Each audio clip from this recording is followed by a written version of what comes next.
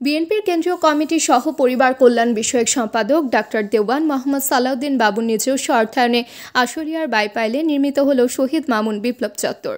রোববার বিকেলে বাইপাইল বাসস্ট্যান্ড এলাকায় এই চত্বরে শুভ উদ্বোধন করেন তিনি। জুলাই 2024-এর গণ অভ্যুত্থানে পুলিশের গুলিতে নিহত স্বেচ্ছাসেবক দলনেতা খন্দকার মামুন বিপ্লবের স্মরণে স্থাপন করা হয় এই চত্বরটি। এ সময় শহীদের আত্মার মাগফিরাত কামনায় বিশেষ দোয়া ও মুনাজাত অনুষ্ঠিত হয়। অনুষ্ঠানে আরও উপস্থিত ছিলেন সাভার উপজেলা পরিষদের সাবেক ভাইস চেয়ারম্যান দেওয়ান মোহাম্মদ মঈনুদ্দিন বিপ্লব, ঢাকা জেলা যুবদলের সাবেক যুগ্ম সম্পাদক জাহাঙ্গীর আলম মণ্ডল, কৃষক দলনেতা আবুল হোসেন মুন্সি এবং অন্যান্য নেতৃবৃন্দ। জানেন যে আজকে আমরা আনুষ্ঠানিকভাবে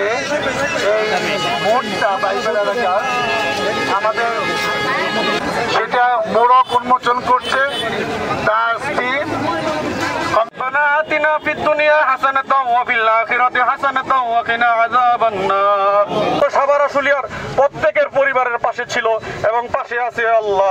আপনি সামনে যেন আরো ভালো ভালো কাজ করতে পারে সেই তৌফিক আপনি দান করে দিন আল্লাহ। আমাদের জন্য দোয়া করবেন যেন আমরা সকলের দোয়ায় ভালো থাকি। এরকম বিকেলবেলা আমাদের স্বেচ্ছাসেবক দলের সাধারণ মানুষ দেখতে চায় না। অতএব আমরাও যদি জনগণের ভোটে বিএনপি ক্ষমতায় আসতে পারে, দেশ পরিচালনার দায়িত্ব পায়, আমরা যেন এগুলো ভুলে না যাই। তারেক রহমানের সাথে হাজার হাজার লোকের সামনে সেটা আমি দেখেছি। তাবাসসুম হক আনিকা, দৈনিক আজকের বাংলা।